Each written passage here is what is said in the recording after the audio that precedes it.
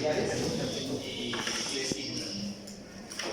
Uno de los principales motivos de consulta con respecto a los problemas biliares va a ser el dolor abdominal. Es muy frecuente. Entonces, de igual manera es muy raro que el hígado duela. Para que el hígado duela tiene que inflamarse y distenderse la cápsula del mismo. Ya, muchos pacientes dicen, no, ya el doctor, ven acá el hígado, pero realmente no es el hígado, puede ser algún otro órgano. Ya. Como está acá, las infecciones hepáticas cursan con escaso dolor. Con respecto a hepatitis, hepatomegalia, insuficiencia cardíaca, normalmente el paciente puede referir un dolor tipo tensión, como si hubiera una masa ocupando el lado derecho del abdomen.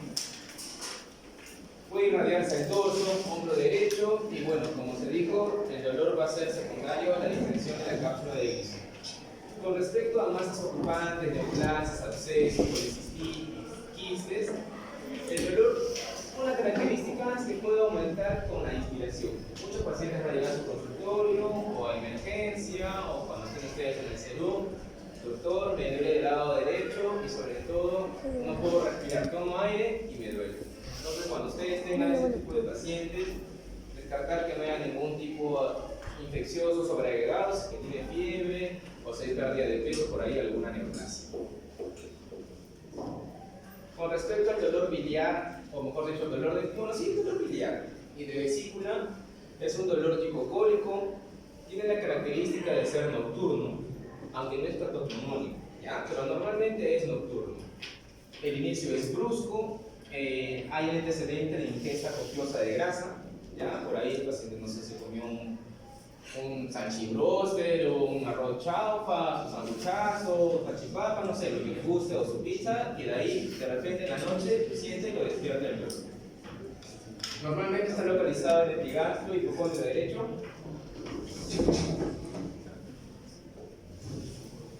Tiende a irradiarse a hipocondrio que diga, bueno, si está localizado en el epigastrio, tiende a irradiarse a hipocondrio derecho, zona dorsal, hombro derecho, escápula derecha.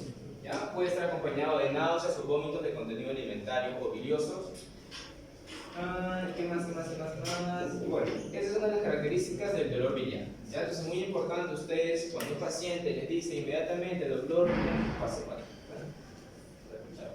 Cuando el paciente les diga que tiene un dolor tipo cólico, opresivo en el epigastrio, ustedes ya comienzan a investigar si puede ser un dolor biliar, consultándole si es que se irradia, zona derecha, si se va a la zona dorsal, si se va a la escápula, si se acompaña de náuseas, vómitos, si fue nocturno, y si ha tenido antecedentes, porque normalmente estos episodios de dolor son repetitivos. El paciente ya presenta un dolor, no le hace caso, o no sé, su mami le hace una infusión con anís, orégano, no sé qué a veces hace, le calma el dolor, ok. Pasa un tiempo, están tranquilos y nuevamente les viene el dolor. Entonces consultarles si es que ya ha tenido este tipo de dolor anteriormente. Con respecto al prurito, es otro síntoma por el cual puede acudir el paciente a su consultorio. Normalmente el prurito coliscásico es un prurito a predominio nocturno, ¿ya? Sobre todo a nivel de las palmas de las manos y las plantas de los pies. Aunque también puede ser generalizado, pero una característica es que sea en palma de las manos y planta de los pies. Como dije, aumenta por las noches. Normalmente está relacionado con el depósito de sales biliares en la piel. Y normalmente es secundario a problemas obstructivos biliares, ¿ya? Aunque también puede ser por problemas autoinmunes. Hay que ver muy bien. Hay que ver bien la edad de presentación. Normalmente si yo veo esto o esta sintomatología en una persona joven, sospecharía de un problema autoinmune. Si lo viera en una persona adulta, podría estar ante un problema autoinmune, pero también tendría que tener en cuenta que podría ser un problema neoplásico. También es otra complicación de las gestantes, ¿ya? La colestasis intrahepática en la gestación. Pero bueno, eso será un tema ya para el siguiente ciclo, o si es que por ahí logran ver a alguna paciente en el hospital. Con respecto a la febrícula y fiebre, normalmente las hepatitis virales agudas o crónicas pueden presentar este tipo de sintomatología. Los tumores o abscesos tienden a presentar picos febriles muy altos, ¿ya? Y bueno, si estamos ante un problema de fiebre, sospechar una colecistitis aguda, puede ser una pancreatitis, puede ser una colangitis, bueno, la sintomatología que acompaña a la fiebre nos dirá. La fase también es muy importante, si es una fase histérica o no. La fase cirrótica se caracteriza por la hipertrofia parotidia. Pasa, por favor. Normalmente esto no lo suelo ver muy frecuentemente, el párpado superior retraído, un secretoftalmo. Puede tener conjuntivas histéricas, telangiectasias, que normalmente se van a localizar en las mejillas, en el dorso de la nariz, ¿ya? Cuello, tórax anterior, hombros, es normalmente donde ustedes van a encontrar las arañas vasculares o telangiectasias. Puntos rubí sí pueden localizarse en el abdomen o en cualquier parte del tórax. Una fase clásica que normalmente yo supongo que va a estar en relación a la pérdida de peso, una fase perfecta. Podemos encontrar eritema palmar en los problemas de patopatía crónica. Podemos encontrar, bueno, habíamos hablado de las telangiectasias y los puntos rubí. Es muy importante estas cositas porque son signos de patopatía crónica. También podemos encontrar en las personas con hepatopatía crónica problemas de ginecomastia, atrofia velocitaria. ¿Ya? Normalmente los hombres las axilas se les pierde las vellosidades. Hipotrofia hipotenar, ¿ya? La zona de acá, hipotrofia está bien planita, ustedes se ven tan gorditas, pero las personas con cirrosis suelen ser planitas, ¿ya? Eso es por la sarcopenia, por tanto su metabolismo es hipercalórico, entonces pierde bastante peso. Con respecto a los síndromes hepatobiliares que vamos a tratar el día de hoy, vamos a hablar sobre el síndrome histérico, algo muy frecuente, y el síndrome biliar. Síndrome acídico y síndrome neurológico y o de encefalopatía hepática. Bueno, sí existía tu síndrome, Mauricio, de síndrome de encefalopatía hepática. ¿Ya? Lo van a hablar en el seminario de hipertensión portal. ¿Ya? Entonces no me voy a meter ahí. ¿Ya? Se lo hablan con el doctor Mendoza, si no me equivoco, es el que hace ese tema. Entonces vamos a empezar sobre el síndrome histérico. Como les mencioné, es una manifestación muy frecuente, ¿ya? Que puede ser secundario a un problema benigno, entre comillas, o maligno. Se va a caracterizar, bueno, ustedes ya saben, por la hiperpigmentación amarillenta de la piel, que normalmente se va a manifestar cuando la bilirrubina, bueno, alguna literatura puede ser cuando la bilirrubina es mayor a 2.5, otros van a encontrar mayor a 2. Si yo le pregunto, si es que mi pregunta es, ¿a partir de cuándo la bilirrubina? Me tengo que guiar de mi diapositiva, ¿ya? Si otro doctor pone en su pregunta que es 2, pongan 2, no se compliquen la vida. Importante, la historia clínica, como siempre se los he dicho, antecedentes familiares, por ahí algún, capaz la mami, papi tiene hepatitis B, hepatitis C o alguna otra enfermedad. Ocupación, ¿ya? Importante saber en qué trabaja, si es con personal médico, estuvo en la casa, etc. Si ha tenido contacto con alguna persona con ictericia en los 6 meses anteriores, consumo de alcohol y o drogas, es importante de igual manera, intolerancia a las grasas y si ha presentado antecedentes de cólicos biliares y bueno, fármacos, ¿ya? Muchos de los fármacos son hepatotóxicos, por ahí el paracetamol es uno de los más característicos, entonces podrían producir ictericia.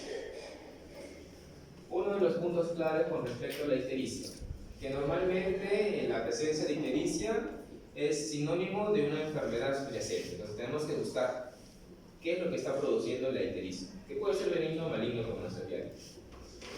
Una buena aproximación diagnóstica al evaluar el paciente con ictericia es importante para nosotros poderla considerar si es intrahepática, hepática o poshepática. Es importante. Ahora, el examen físico y historia clínica son muy importantes porque eso nos va a permitir encontrar la posible causa de ictericia. Y bueno, siempre vamos a necesitar de exámenes complementarios con la ictericia. Siempre vamos a necesitar de un perfil hepático y siempre vamos a necesitar de una ecografía abdominal para ello poder encaminar bien la causa de la ictericia. Ya es muy poco frecuente o muy poco probable que yo solamente viendo a mi paciente amarillo diga, sí señor, usted tiene esto y bueno, hay que tratarle eso, ¿ya? Va a ser un poquito difícil. Siempre puede tener que ayudarme pasadita con exámenes complementarios. Con respecto al metabolismo de la bilirrubina, Estoy seguro que lo recuerdan, pero si no lo recuerdan, bueno, todo empieza con la degradación del eritrocito, el grupo E. El grupo E se produce la biliverdina, con la biliverdina reductasa se produce la bilirrubina indirecta. Esta se conjuga, o mejor dicho, se transporta con la albúmina hacia el hígado, donde se conjuga con la glucuroniltransferasa, convirtiéndose en bilirrubina conjugada. Posteriormente esto pasa al intestino, donde se degrada urobilinógeno o estecolina, ¿no?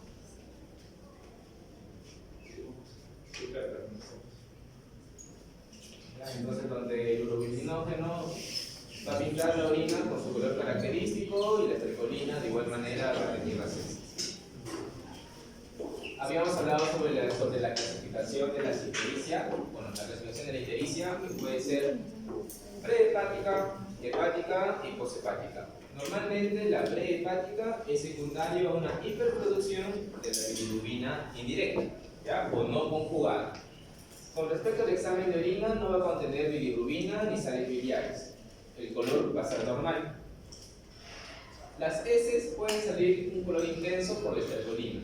Y ejemplos de ictericia prehepática tenemos los problemas de hemólisis, hematomas gigantes, ¿ya? Porque se reabsorben, fármacos, ¿qué más dice acá? Eritropoyesis ineficaz, el síndrome de Gilbert o Krishnan-Najar. El síndrome de Gilbert es una patología benigna que se caracteriza porque el paciente, digamos que no produce la totalidad de la glucuroniltransferasa, tiene una deficiencia de esa enzima, ¿ya? No es total. Y en episodios de estrés, resfrío, por ahí resaca, que se la pegó un día anterior, capaz sale el espejo y un poco amarillo. Ya es muy frecuente. Ya muchos pacientes van al consultorio porque doctor estoy amarillo. ¿Ya? Entonces, por ahí el paciente, no sé, estuvo en exámenes, estuvo resfriado, se ponen amarillos. Capaz por acá alguno debe tener síndrome de Gilbert, por ejemplo. O bueno, acá a principio de cirrosis por ser muy borracho, o puede ser que tenga su Gilbert. Si vean ustedes. ¿Cuál de las dos puede ser? Con respecto a los problemas hepáticos, o mejor dicho, la ictericia hepática, normalmente va a estar causado por una anomalía en el transporte, conjugación o la excreción. Acá la coluria va a presentarse por la presencia de bilirrubina, sales biliares y urobilina. Y las heces pueden ser hipoalcohólicas. ¿Sí saben qué es alcoholia y hipoalcoholia? En caso no sepan, es, las heces alcohólicas, heces blancas, hipoalcohólicas, como la pared podría decirse, ¿ya? Bueno, acá arriba. Uno de los ejemplos de las ictericias hepáticas pueden ser las hepatitis agudas, problemas autoinmunes, pueden ser la colangitis biliar primaria, nutrición parenteral, colestasis del embarazo, sepsis, neoplasias, realmente hay muchas. Y una de las más frecuentes va a ser la ictericia poshepática, que va a ser secundario a una obstrucción de la vía biliar, sea cual sea su localización. Normalmente se va a caracterizar por un aumento de la bilirrubina conjugada, ¿ya? O directa. La coluria va a estar presente por la presencia de bilirrubina. Puede haber sales biliares, pero dice que no hay urobilina y las heces normalmente tienden a ser alcohólicas, ¿ya? No siempre, o sea, no significa que si es que no tiene alcoholia no puede ser poshepática. Sí puede ser poshepática, ¿ya? Uno de los ejemplos más frecuentes puede ser problemas de coleocolitiasis, síndrome de Mirici, puede ser problemas de neoplasia como cholangiocarcinoma, cáncer de cabeza de páncreas, pancreatitis, etc. Cualquier enfermedad que pueda comprimir la vía biliar. A ver, esta lámina de acá, a ver, déjame recordar que ya está. Más o menos resume una de las posibles causas de ictericia, de causas hepáticas. Con respecto a virus, tenemos, si su paciente tiene hepatitis a la edad de ustedes, normalmente puede ser secundario, lo más frecuente es que sea hepatitis A. Es muy raro que sea hepatitis B, hepatitis C, a menos que tenga un antecedente de importancia. También puede ser alguna infección con el virus de Epstein-Barr, citomegalovirus o F5. Puede ser injuria hepática tóxica por algún fármaco como el paracetamol o acetaminofén. Tenemos algunas deficiencias de algunas sustancias como sustancias hepatotóxicas. actualmente.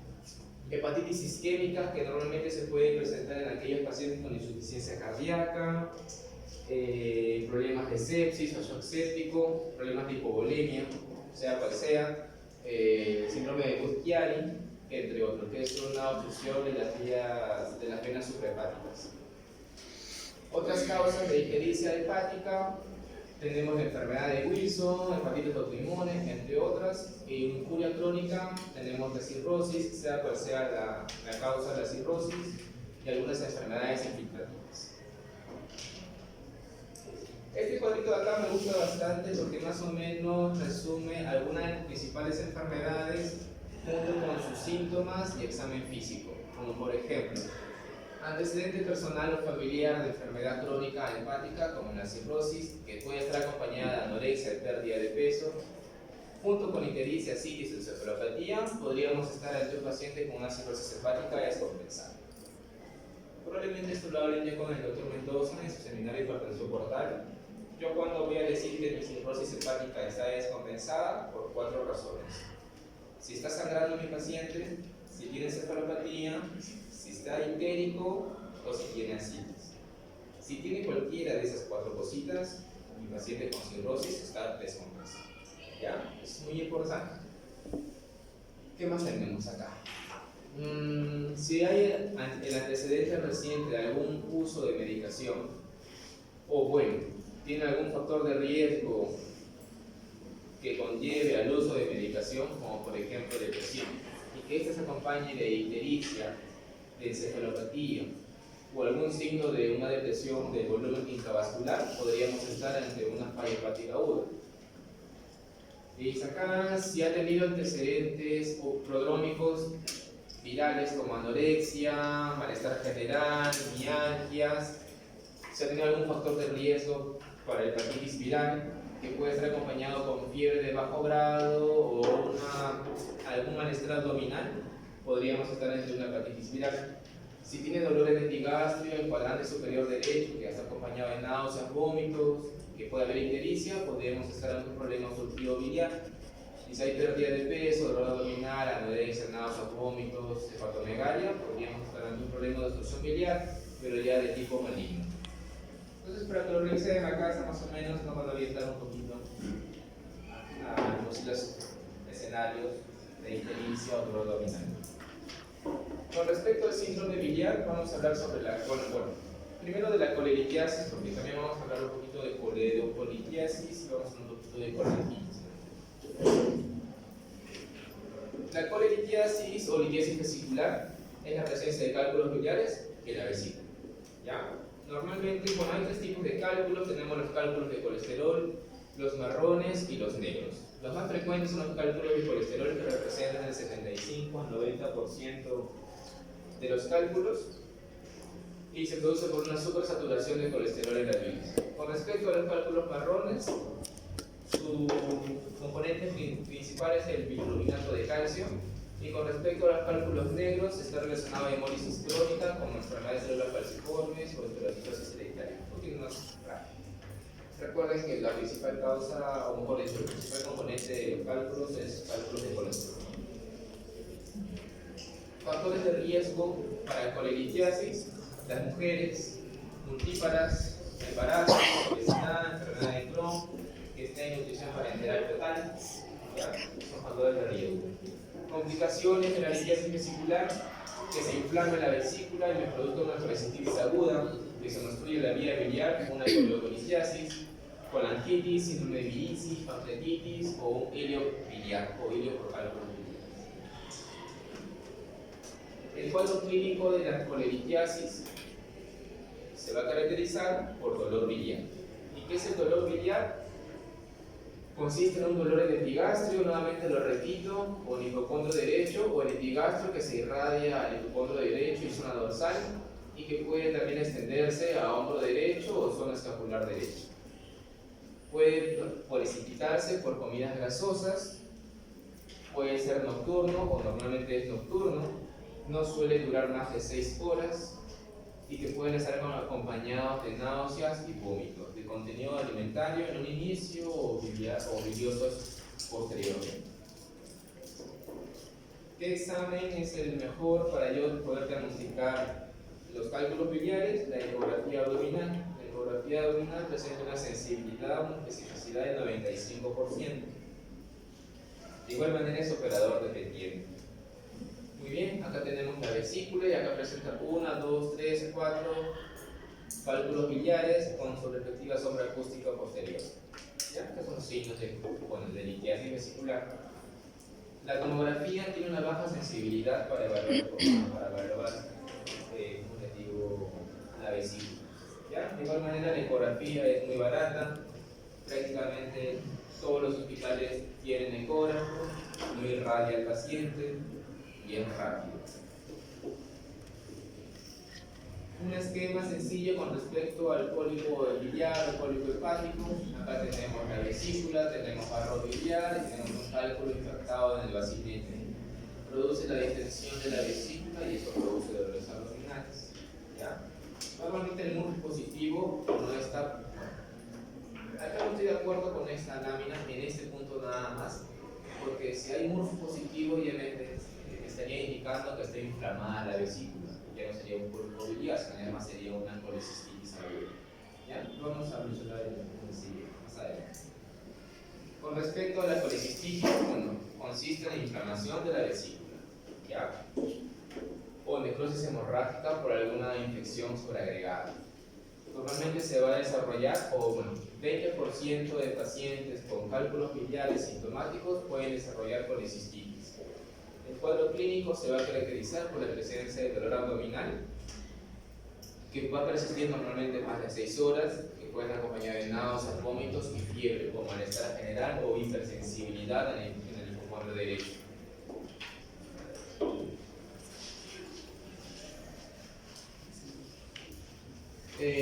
Como les comenté, el signo de Murphy va a estar positivo.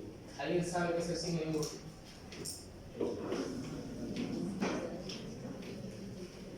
¿Alguien tiene ganas? A ver, no sé, doctor. No sé su nombre.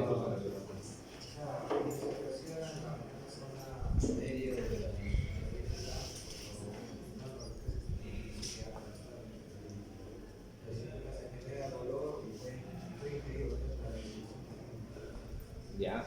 ¿Todo el mundo está de acuerdo con su compañero? ¿O alguien opina distinto? ¿Cuál es su opinión? ¿O no la escucharon? No la escucharon, no te escucharon, doctor. ¿Podría decirlo un poquito más alto? Medio clavicular, luego a recostar, se presiona esa zona y la respiración profunda o genera dolor o impide lo que es la inspiración, la separa.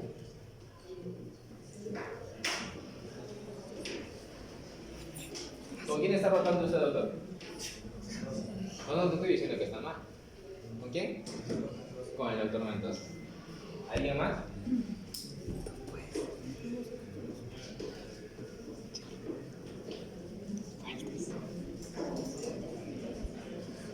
No está mal el doctor, solamente que por ahí hay unas ideitas un poquito cruzadas, nada más, pero no está mal, tiene realmente en el fondo toda la razón. Primero, si quieren, ¿cómo les digo? Primero tienen que localizar el punto de Murphy, ¿ya? El punto de Murphy está localizado a nivel de la línea media clavicular con el reborde costal derecho. Primero tienen que ubicar el punto de Murphy. ¿Y qué es el signo de Murphy? El signo de Murphy es el cese brusco de la inspiración. Apretamos al paciente del punto de Murphy, o mejor dicho, le decimos que inspire al paciente, apretamos y el paciente va a recortar su respiración. ¿Me dejé entender? Nuevamente lo repito. Entonces, ¿qué le digo al paciente? Yo le voy a decir al paciente que tome aire profundo, voy a apretar el punto de Murphy y si se cesa bruscamente la inspiración por el dolor, es el signo de Murphy. ¿Ya? Entonces es muy importante, uno, localizar el punto de Murphy y de igual manera saber interpretar que es el signo de Murphy, porque no solamente es dolor. Una pancreatitis puede producirme dolor en el hipocondrio derecho. ¿Ya? Tiene que cesarme bruscamente la inspiración. Ese es el signo de Murphy. ¿Alguna duda con el signo de Murphy? Ser positivos con una verde. Ya. Con respecto a la ecografía, sigue siendo un método diagnóstico muy importante, sensibilidad en 90-95%. Hay algunos signos ecográficos de colecistitis, engrosamiento de la pared vesicular mayor a 5 milímetros, el diámetro longitudinal mayor a 10 centímetros, transversal mayor a 5 centímetros. Aunque por ahí capaz los radiólogos utilizan otros tipos de criterios. Esos son los criterios que yo lo encontré en un libro de gastroenterología. Por ahí creo que los radiólogos son otros criterios, ¿ya? Así que si es que tienen examen con el doctor Quieras, obviamente no me hagan caso, ¿ya? Si es que yo les pregunto, sí, como yo les he dicho. Pues ya con el doctor Quieras no voy a enterar. ¿Qué más? Hallazgo tomográfico, distensión de la vesícula biliar del 41% de los casos, engrosamiento de la pared, 59%, puede haber colección o líquido pericolicístico, 31%, edema subseroso, 31%. Aunque recuerden que no es mi principal método diagnóstico para una colecistitis. Con respecto a la colecistitis, hay criterios diagnósticos. Hay un criterio clínico, criterio laboratorial y criterio imagenológico. Con respecto al criterio clínico, uno puede ser el signo de Murphy positivo, ya, no cabemos, y el otro puede ser la presencia de una masa, dolor o sensibilidad en el cuadrante superior derecho. Con respecto a los criterios laboratoriales, fiebre, aunque debería estar arriba, PCR elevado o una leucocitosis.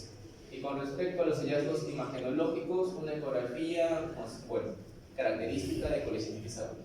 Entonces, yo voy a decir o voy a sospechar de colecistitis cuando tengo un ítem del A, sea cualquiera de estos dos, y un ítem del B, sea cual sea de estos. Y cuando yo voy a definir mi diagnóstico, voy a estar seguro que estoy ante una colecistitis aguda cuando cumplo criterios del A, del B y del C. ¿Ya? Es muy importante. Tener en cuenta que, digamos, tengo que descartar que no esté ante un problema de hepatitis aguda, alguna enfermedad abdominal sea otra causa, algún problema de colecistitis crónica. Bueno, todas esas cositas de ahí debo de excluir antes. De igual manera, hay grados de colecistitis. Estos cuadritos de acá es una guía que manejamos, bueno, no solamente los gastroenterólogos, los cirujanos también manejan esa guía, que es la guía de Tokio, ¿ya? La última guía de 2018, pero con respecto a los criterios diagnósticos, está todavía vigente, digamos, los criterios que plantearon en el 2013. Dentro de los grados, bueno, hay grados de colecistitis. Hay colecistitis grado 1 o leve, grado 2 o moderada, o grado 3 o severa. ¿Ya? Grado 3, cuando hay presencia de fallo orgánico. Grado 2, cuando hay presencia de leucocitosis mayor a 18.000, cuando la duración de la enfermedad mayor a 72 horas, cuando hay una masa palpable en el hipocondrio derecho, o cuando hay marcada inflamación local, como una colecistitis gangrenosa, quiocolecisto, absceso hepático, etc. Y cuando voy a decir que es grado 1, cuando no cumple criterios ni de 2 ni de 3. ¿Y por qué la clasificación es importante? Saliendo un poquito del tema, porque estamos en semiología, la clasificación es importante porque eso me va a dar pautas de tratamiento. Normalmente los colecistitis grado 1 deberían operarse en ese mismo instante, cosa que no sucede acá.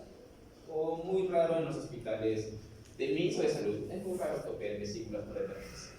El grado 2 ya va a necesitar antibióticos y el grado 3 obviamente de antibióticos y probablemente estancia en UCI por la falla orgánica.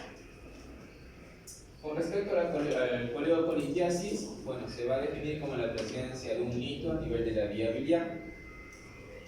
La incidencia de coleocolitiasis es menor a la de la colecistitis, 6 a 15% de pacientes con colelitiasis sintomática.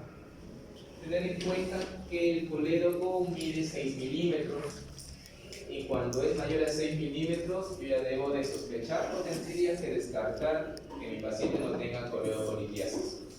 Otro punto en cuenta y importante es la edad del paciente.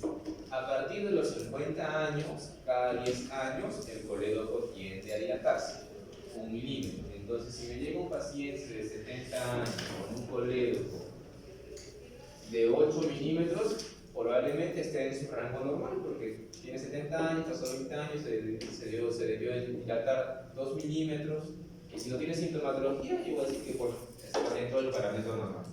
Tener en cuenta eso. Y también tener en cuenta aquellos pacientes que han sido operados de vesícula. Los pacientes que no tienen vesícula también el coleo tiende a dilatarse, pero no debiera ser mayor a 8 milímetros. Ya, es importante. Normalmente los cálculos que tienen mayor riesgo a vía biliar son aquellos cálculos menores a 5 milímetros. ¿Ya? Es muy importante, son los que corren mayor riesgo. Factores de riesgo para coleocolitiasis, cálculos menores a 5 milímetros, evolución prolongada de la coleolitiasis, la edad, hispano, sexo femenino, obesidad, porque acá dice perfil lipídico alterado, directamente asociado al nivel de triglicéridos e inversamente al nivel de HDL. Más signos y síntomas: dolor abdominal, ictericia, astenia, náusea, coluria. Normalmente, digamos, la coleocolitiasis podría ser englobada dentro del síndrome coledociano, que puede caracterizarse por la presencia de dolor abdominal, coluria, ictericia, acolia, hipocolia. Son los síntomas principales. Esto obviamente que no se los voy a preguntar en el examen, o decir, no sé, ¿ya? Pero son uno de los criterios que normalmente usamos nosotros los gastroenterólogos para predecir el riesgo de coleocolitiasis en mi paciente. Normalmente, si yo veo un paciente con bilirrubina mayor a 4, ya es un predictor alto de coleocolitiasis. Mi paciente tiene colangitis, es un predictor alto de coleocolitiasis. Si tiene una ecografía y se observa un hilito en vía biliar, bueno, coleocolitiasis. Si el coleo mide mayor a 6 milímetros, alta probabilidad de coleocolitiasis. ¿Ya? Y más o menos así yo voy juntando mi probabilidad de coleocolitiasis para saber qué hacer con mi paciente, si lo mando directamente a CEPE, que es un tratamiento que se hace, o si antes de eso tengo que pedir algún examen imagenológico como colangioresonancia. Complicaciones de la coleocolitiasis: colangitis en un 20%, pancreatitis 4-8%, estenosis de papila, abscesos hepáticos o cirrosis biliar secundaria. Con respecto a los estudios de imagen, acá ya la ecografía disminuye su sensibilidad, ¿ya? A un 19-55%. El gol estándar para pedir, para ver vía biliar son todos los exámenes. La colangioresonancia, que tiene una alta sensibilidad, hasta el 92%, una alta especificidad. Y el otro método es la ecoendoscopía. El ecoendoscopio o la ecoendoscopía es como el endoscopio, pero en la puntita tiene un transductor como de cobre. Es como si se hiciera una ecografía por dentro al paciente. ¿Ya? No hay en tanda, pero esperemos que pronto hay. Hasta se dice que es mucho mejor que la colangioresonancia, en el sentido de que por el medio de la ecoendoscopía puedo hacer terapia y porque también me permite evaluar cálculos menores a 3 milímetros. La colangioresonancia ya patalea un poquito con cálculos menor a 5 milímetros. ¿Ya? Pero es muy buena la colangioresonancia. Y es lo que tenemos, hay en TANA, obviamente tenemos por el CIS, pero hay en TANA razonable. Con respecto a la colangitis, se va a definir como la inflamación de la vía biliar intra y extrahepática debido a algún problema infeccioso, químico, inmunológico, isquémico, entre otros. La mortalidad va a depender de la gravedad y oscila entre 3 a 10%. Dentro de la fisiopatología hay dos mecanismos que siempre deben de estar presentes para que se genere la coleocolitiasis. Uno, la obstrucción de la vía biliar, obstrucción de la luz, que se colonice en la vía biliar con bacterias, obviamente. ¿Ya? Normalmente la vía biliar es estéril por el mecanismo de la inmunoglobulina A que hay ahí. El mecanismo principal de infección es la vía ascendente del duodeno, penetra por la ampolla de Vater y infecta la bilis. ¿Ya? Muy raro que sea a través de la porta o por vía linfática. Como les dije, el factor más determinante para el desarrollo de una colangitis es que esté obstruida la vía biliar. Ahora, causas de obstrucción. benignas o malignas. Benignas como la coleocolitiasis, quistes, no sé, pancreatitis, otra cosita, y malignas, neoplasia, ¿no? Un cáncer de cabeza de páncreas, un cáncer de colangiocarcinoma, un cáncer de duodeno, un cáncer de ampolla de Barker. Con respecto a los gérmenes, por ejemplo, un trabajito que se hizo antiguamente, bueno, en el 2007, en donde el germen que se aisló con mayor frecuencia fue la Escherichia coli a la cabecita, seguido por Klebsiella. Con respecto a las manifestaciones clínicas, a ver, fija acá. 50-60 años puede ser la edad promedio de presentación, pero puede presentarse en cualquier momento, en cualquier edad, ¿ya? Tanto en hombres como en mujeres, aunque se dice que es mayor en mujeres, porque son ustedes las personas que también tienen más procedencia a los problemas biliares. La fiebre está presente en el 90% de los casos, puede haber ictericia en el 65% de los casos y dolor en el hipocondrio derecho. La triada de Charcot es algo que no quiero que nunca se olvide. Probablemente les ponga un caso clínico con la triada de Charcot. ¿Ya? La triada de Charcot, ¿cuál es? La presencia de fiebre, ictericia, dolor. Si tiene ese síntoma su paciente, si tiene esa triada su paciente, es igual a colangitis. Pero el que no tenga la triada de Charcot no significa que no tenga colangitis. 50% de pacientes no tienen triada de Charcot. ¿Ya? Entonces, importante que recuerden la triada de Charcot. Y si a la triada de Charcot le agregan hipotensión y trastorno de la conciencia, eso ya es la pentada de Reynolds. ¿Ya? Y eso estaría indicándole que estamos ante una colangitis grave. ¿Ya? La pentada de Reynolds. Pero es mucho más rara que la triada de Charcot, solamente 3 a 14% de los casos. ¿Ya? Nunca se olviden de la triada de Charcot. ¿Ya? Es importante la triada de Charcot. Bueno, es una imagen esquemática de la colangitis, que vemos el cálculo, mejor dicho, la vesícula siempre existe porque no sabe qué genera los cálculos.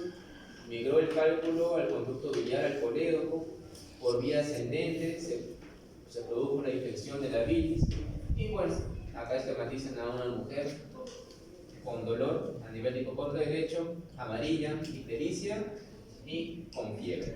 ¿Ya? Ahora, si se agrega a esta triada de Charcot, como les dije, la presencia de hipotensión o trastorno de la conciencia, ya se llamaría la pentada de Reynolds.